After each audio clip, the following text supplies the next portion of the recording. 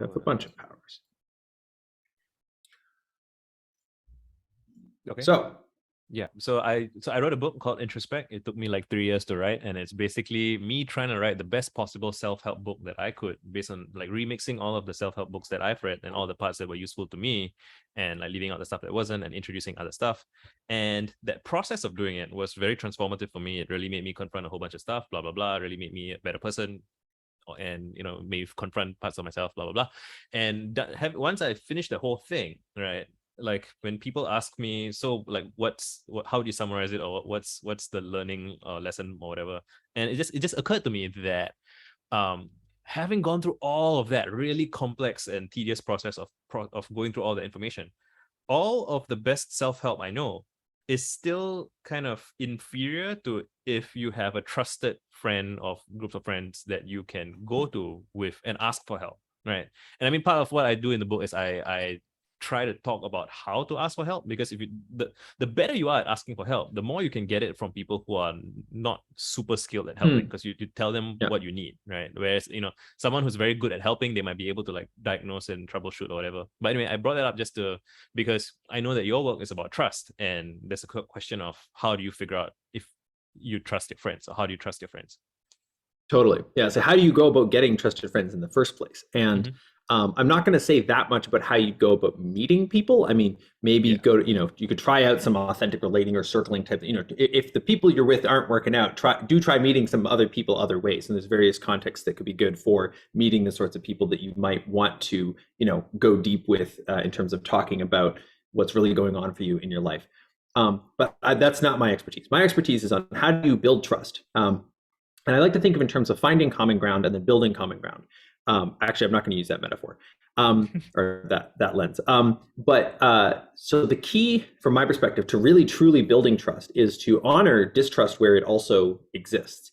And so, first of all, if you don't feel safe sharing any stuff with your existing set of friends, like you're like, I've got this issue I really want to talk about. Maybe you're closeted gay. Maybe you're you're dealing with some shameful patterns around, you're like, oh, I'm binge eating, or I'm binge watching, or I'm binge smoking, or I'm binge masturbating, whatever kinds of thing. You got some shameful thing, you're like, oh, and so if you feel like I just cannot talk about that with any of my existing friends, first of all, honor that. That's like step one. Just honor that you actually don't have that trust in any of your existing friends. Don't try to make yourself, oh, I should trust my friends. Okay, so that's step one.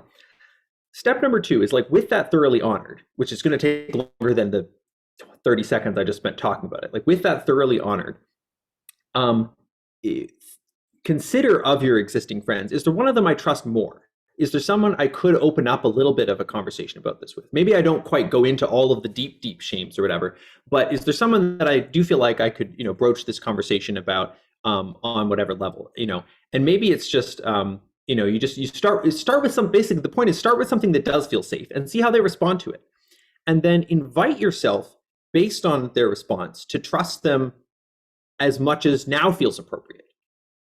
And that may be more. Like, it may be that, like, you brought up a thing and you're expecting they might dismiss it, and they were actually like, I've been struggling with that too, and I don't know, I don't really have anyone to talk to about it. And then you're like, whoa, okay, this person would, but it might also be less. Like, you might bring up a thing thinking it'll go well or whatever, and they're actually like, yeah, man, I don't know, I can't imagine anyone ever wanting that. Like, that just seems like the stupidest thing. And you're like, oh geez, like, yikes. So you just let them respond however they respond, and then let yourself trust them whatever now feels like the right amount.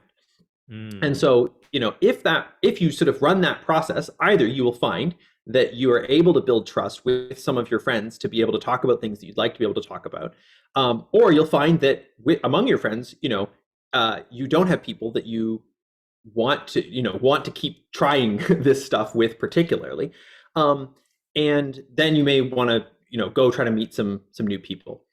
I guess the last thing is where to go. As you come to trust yourself more, you may find that you actually can hold your ground in talking with some of those original friends about things that previously you wouldn't have been able to talk about without yourself going into shame spirals. And so that you're not writing those friends off forever. You're just saying, right now, I don't have what I would need to feel safe talking to them about this stuff. Okay. One or two closing sentences is what you got.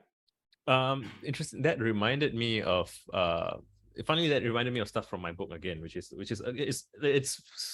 frame is centered on the self, but it's actually about everything, right? But like it's this idea of we get stuck in things when we have like static frames, but reality is dynamic. And so you want to flow with, and so it's not like assume that you can trust your friends. That's also static. That's like, it's like Yeah. it's and it's like I'm reminded of how you talk about like dancing, right? Like so you have to Yeah. get into I talk this about feedback. trust dancing. Yeah, so you got to get into these feedback loops of I'll try this small thing and we'll see how that happens, what happens as a result of it. And if it turns out that I'm going to go back and go back. So yeah, it's I find that for me, thinking about what is static right now and how can we make it dynamic, and not necessarily like Nice.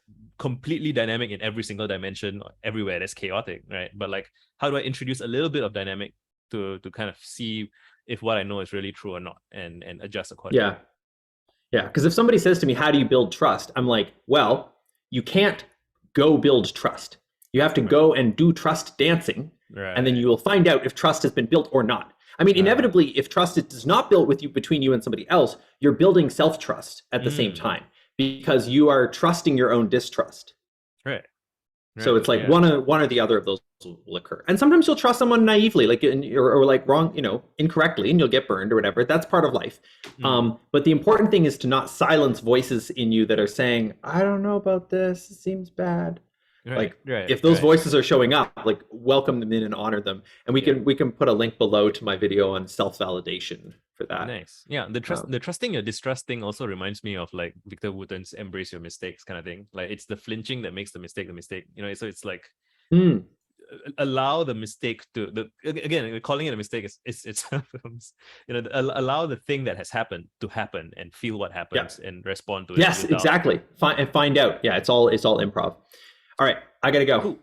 Cheers.